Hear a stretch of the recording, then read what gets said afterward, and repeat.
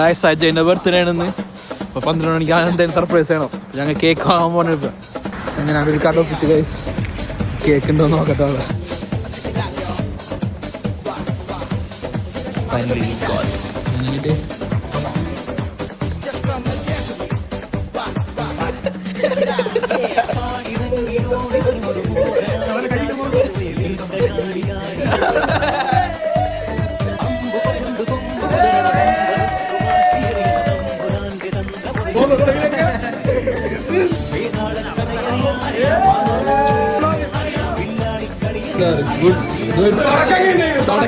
തുടക്കം നല്ലതായിരുന്നു. ഒന്നാം തീയതി നല്ലായിരുന്നു. ഇപ്പോഴും കൊള്ളാം. ഇന്നെങ്ങനെ ഉണ്ടായിരുന്നു? ഇന്നും കൊള്ളാം.